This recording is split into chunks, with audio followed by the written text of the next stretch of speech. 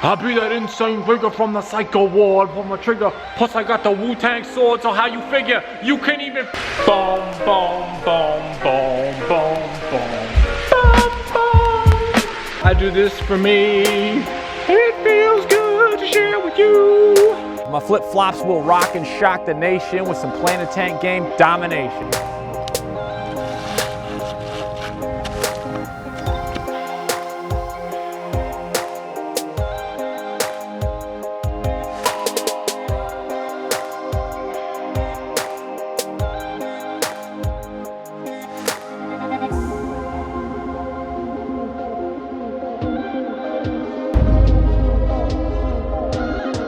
What's up, fish tank people? Dustin's Fish Tanks bring it to you on a Sunday, baby. How's everybody doing? I hope you're doing well. In today's video, I'm gonna show you some of the design and some of the flow that we're starting to get in Greenhouse 2.0. I'm gonna bring you inside. I'm gonna show you some of the ponds and the way we're kind of setting some of that stuff up. I'm also gonna try to bring it to you with plant trivia. We like cichlids straight from Bolivia. My flip-flops will rock and shock the nation with some Planet Tank game domination. That's right, we got some Sunday. It's Species Sunday. I got 1, 2, 3 types of Val going on, plus an insane import we just got in. Okay, so you all are watching this channel. My channel is called Dustin's Fish Tanks. It involves Dustin setting up fish tanks. Let me ask you a question. When was the last time I actually set up a fish tank on this channel? The answer, far too long. I've been in the middle of doing all this. One of the biggest, most challenging, and right now, most rewarding projects I've ever done in my life. I've been trying to be 100% focused, following one course until successful, on getting this sucker done. And I'm slowly putting the pieces, puzzle parts back together. And I want to talk about just quickly some of the stuff that's been going on. Obviously, the move to Greenhouse 2.0 was a big, long time coming for me, and I actually moved out of Greenhouse 1.0, which served as both a place of my business and a place where I can go and relax with my family. 1.0 was near and dear to my soul, and it got ravaged on its way out, but now it is slowly, quietly coming back together and is going to become a place of zen, a place of relaxation, a place for Dustin's Fish Tanks. Want to make another comment for all you married men out there. Happy wife, happy life. This is my garage. Look at how fantastic my garage looks. Doesn't have a 350 on the floor. You can actually walk on it these days. I'm slowly getting my feng shui and my flow back, and I think that's really important. There's a saying in a book my wife was reading, messy room, messy mind. Like, the place I live was a mess, the place where I work was a mess, and your boy Dustin was a mess, and now you guys are seeing it. And somebody commented on it the other day, like, hey, Dustin, I'm glad to see you're actually happy in my videos. Yes, I'm actually happy to be making videos right now because life is slowly coming back into the good zone. So we're rolling here. I want to talk about the flow in Greenhouse 2.0, and I want to talk about some of the designs, and I also want to talk about some of the designs we've done a little bit on this concrete. But first, folks, Jim Rohn says, and I said it last week and I'm going to say it again, when's the best time to start a project? Best time to start a project is when it's finished. When it's finished in your mind, when you've had the clear vision of what you're doing. So if it's cool with you, it's cool with me. I'd like to share a little bit of a moment I had the other day here at 2.0 after driving 400 miles down and 400 miles back to Hotlanta to pick up some hot plants and drop them off in a place I've been envisioning for quite a while. First, about to drive the van onto the concrete for the first time with 10,000 plants. If I could have any job in the world, what would it be?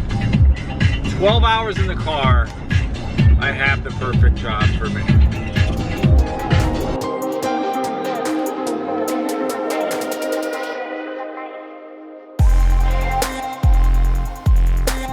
Boom, boom, boom, boom, boom, boom, boom. I do this for me. It feels good to share with you.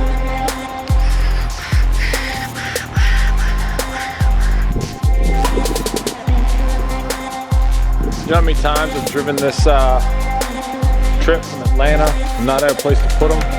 Now I got them. Up in here. All right, and speaking of design and of flow, I want to talk with you all quickly about some of the design that was done in the design of the cuts on this driveway. First, thank you all of you who dropped me several comments validating that it was in fact the right move to do concrete. If you guys knew how much time I spent staring at other people's concrete jobs and bad asphalt jobs, I feel like I made the right decision, and all of your comments kind of like, you know, put the exclamation mark on that for me, so thank you. One of the things some of you old wiser subscribers and non-subscribers said is this. They said make sure you try to enjoy it. The day the slab was being poured, you know, I wrote it down as like a written thing, to-do list of actually enjoying the process of watching it come together. And that's something that I hadn't done throughout this process of building this sucker. So I did actually take my time and take a step back and really enjoyed it coming in. Shout outs to Andrew for catching all the great footage of it. But I do want to talk with you all about something that I was dead set on that I've seen done right and I've seen done wrong with cutting concrete. Now look, I'm no concrete expert. The guy who did this has been doing it for about 45 years, and I wanted to get his opinion, but I want your opinion on how this worked out as well. The Wu-Tang sword style, the game of chess is like a sword fight. You must think first before you move. You'll notice this square right here, and this square right here, and this square right here. These are all really super duper straight lines. They've got one of these cuts that runs all the way, it's super duper straight, like all the way across the parking lot, almost hardly any curves at all.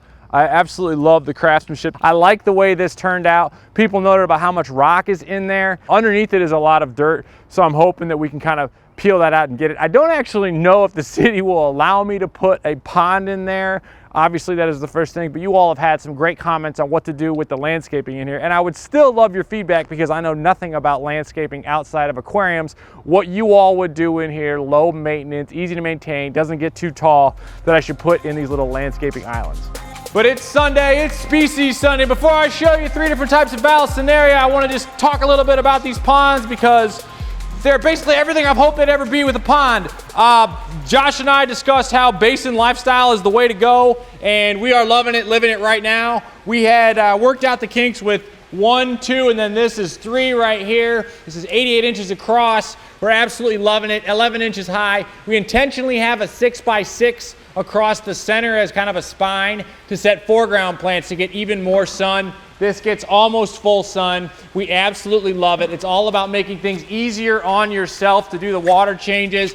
I can grab a hose, I can roll right like this, fill it. We have not put the lids or the frame or whatever on this yet because what we've been doing is we've noticed we get a little bit of leaf fall off here. We just overflow it. It's actually slightly lower over in that corner and everything just flows out.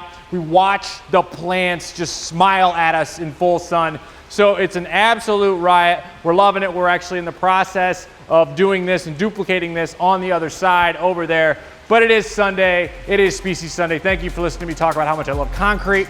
Let's roll over here and let's talk about some Val. Let me use the ShamWow. It's like a chamois, it's like a sponge. I'm actually talking to the real Vince Offer on Instagram, which I just think is hilarious because he saw the scoop I did of him.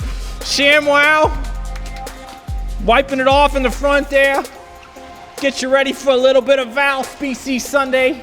Camera guy, you catching this? But folks, it's Sunday, it's Species Sunday. I'm gonna try to bring it to you raw, like shimmy shimmy y'all, with 1, 2, 3 types of my favorite plant. We are talking about the genus Vallisneria. I've got 3 different species on this Species Sunday. We're gonna start with one that's from the land of the free, home of the brave, talking about Vallisneria Americana. This stuff, you can click links around, check out Shirtless D, rolling up around upstate New York, where this is actually found in the wild here in the United States. Love this plant. This plant is being started first for a reason, because it has epically thick leaves, gets wider, grows taller than any other val I've ever seen. However, it's going first because it is the least forgiving of all of these types of val, because it has the thick leaves. So when these leaves melt back, it's putting out a larger leaf. It's more work for the plant to push up and out that next level, next larger leaf. So this has actually been sitting and growing out in the tank I've been showing you week after week. Vallisneria Americana, obviously you know where it's from. We're gonna go from Americana, we're gonna go to Vallisneria Italian Val.